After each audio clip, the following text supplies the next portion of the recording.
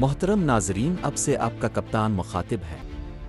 Flight 914 میں خوش آمدید۔ برائے کرم اپنی سیٹ بیلٹس باندھ لیں، ہم 5 منٹ میں روانہ ہوں گے اور ہماری پرواز 37 سال پر مشتمل ہوگی۔ میں امید کرتا ہوں اب کا یہ سفر خوشگوار گزرے۔ ویلکم ایوری ون، آج ہم بات کریں گے ایک ایسی کہانی کی جو سالوں سے انٹرنیٹ اور یوٹیوب پر گونج رہی ہے، پان فلائٹ 914 کی۔ اور اب کے سامنے 1955 سے لے کر 2025 تک کے سب راز کھل جائے گے، تو ویڈیو کو اینڈ تک لازمی دیکھیں اور چینل کو سبسکرائب کر دیں۔ 2 جولائی 1955 کو پین امریکن کی فلائٹ 914 نیویارک سے میامی، فلوریڈا کے لیے روانہ ہوئی۔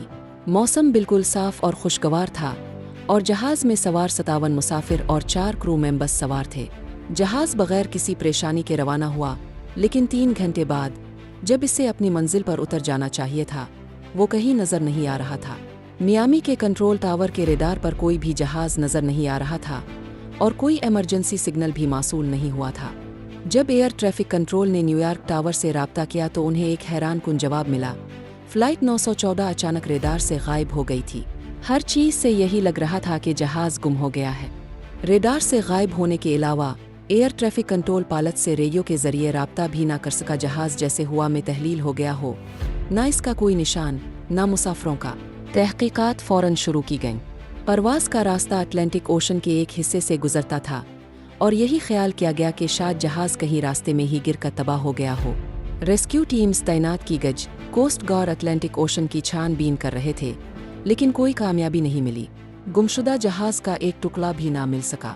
تفتیشی افسران بے بسی سے صرف کندھے اچکا سکتے تھے۔ 61 افراد، مسافر اور عملہ، ایک بڑے جہاز کے ساتھ یکدم وجود سے غائب ہو گئے۔ بالآخر، اگرچہ یہ کیس کبھی حل نہیں ہوا، ایک سرکاری بیان جاری کیا گیا کہ جہاز گر کر تباہ ہو گیا تھا اور تمام افراد جان کی بازی ہار گئے تھے۔ لیکن غمزدہ لواحقین کے کئی سوالات کے باوجود کوئی بھی یہ بتانے کے قابل نہ تھا کہ حقیقت میں فلائٹ 914 کے ساتھ کیا ہوا۔ اب 9 ستمبر سال 1992 کی بات کرتے ہیں۔ یہ کارکاس ایئرپورٹ پر ایئر ٹریفک کنٹرولر وان دلا کورٹا کے لیے ایک بالکل معمول کا دن تھا۔ وہ وقت پر کام پر پہنچا، کافی بنائی اور اپنی نشست پر بیٹھ گیا جہاں سے وہ پروازوں پر نظر رکھتا تھا۔ وہ ایک جاری پرواز پر معمولی تبصرے کر رہا تھا کہ اچانک ایک عجیب واقعہ پیش آیا۔ ایسا لگا جیسے کہیں سے اچانک ریڈار پر ایک نیا جہاز ظاہر ہو گیا ہو۔ کسی سول ایئرپورٹ کے قریب ایسا منظر دیکھنا بہت حیران کن تھا اور وان نے کئی بار ریڈنگ کو چیک کیا۔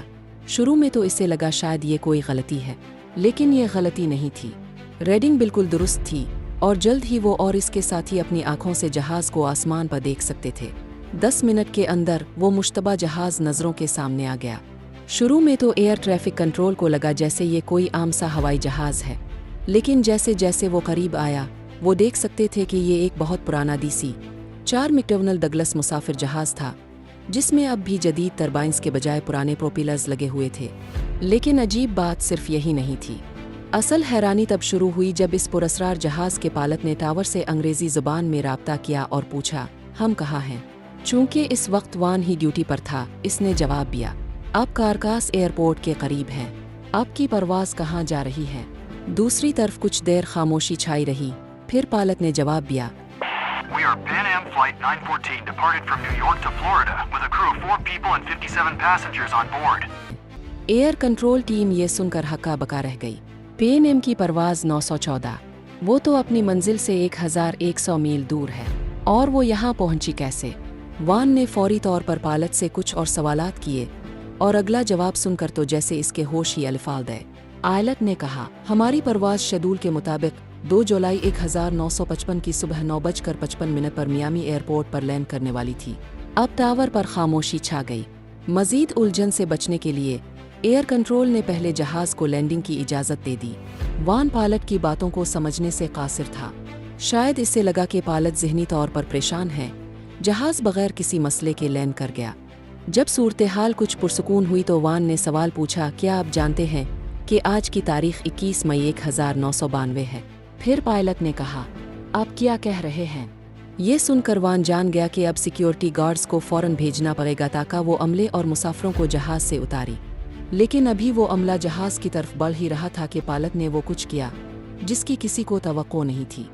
پائلٹ کی گھبرائی ہوئی آواز ریڈیو پر گونجی، نہیں، दूर रहो, हम अभी रवाना हो रहे हैं। और वाकई पायलट ने जहाज के इंजन दोबारा चला दिए और टेक ऑफ की इजाज़त का इंतज़ार किए बगैर इसे रनवे की तरफ ले गया। वान ने रेडियो पर इसे रोकने की कोशिश की, इसे समझाया कि वो एक खतरनाक सूरत हाल पैदा कर रहा है, लेकिन पायलट ने कोई जवाब नहीं दिया। वो सीधा रनवे पर गया, जहाज तेज किया और अलिफाल गया। कुछ देर तक जहाज को फिजा में देखा जा सकता था, फिर वो महज रेडार पर एक नुक्ते की सूरत में नजर आया और एक बार फिर गायब हो गया।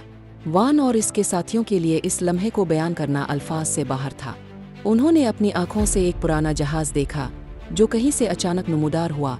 पायलट ने बताया कि वो मियामी जा रहा है और फिर कुछ लम्हों बाद वो दोबारा गायब हो गया, ऐसे जैसे ये सब कोई ख्वाब हो। इस जहाज का कोई निशान कभी नहीं मिला और आज तक कोई ये नहीं बता सका कि इस सुबह कारकास में क्या हुआ था। क्या आपको भी कुछ अजीब सा महसूस हो रहा है, जैसे कुछ गड़बड़ है? इस कहानी की असल हकीकत कुछ और है।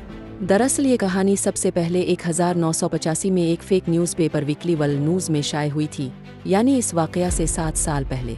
ये अखबार सनसनीखेज़ और झूठी कहानियाँ छापने के लिए मशहूर था। किसी भी हुकूमत, एयरलाइन, बैन अल-अक़वामी एविएशन इंडस्ट्री ने ऐसी कोई फ़्लाइट 914 के नाम से रजिस्टर नहीं की जो 1955 में गायब हुई हो और 1992 में वापस आई हो। यानी ये मुकम्मल तौर पर एक फ़र्ज़ी कहानी है, एक अफ़साना जिसे सच समझ लिया गया, और इतने सालों से ये कहानी सोशल मीडिया पर राज करने रही है। इसके पीछे कोई सबूत, कोई रिकॉर्ड और कोई हकीकत नहीं है कि इस नाम की कोई भी फ़्लाई परवाज़ के लिए उड़ी हो, लेकिन कुछ लोग आज भी इसे सच मानते हैं। तो आपका क्या ख्याल है? नीचे कमेंट्स में अपनी राय ज़रूर दीजिए।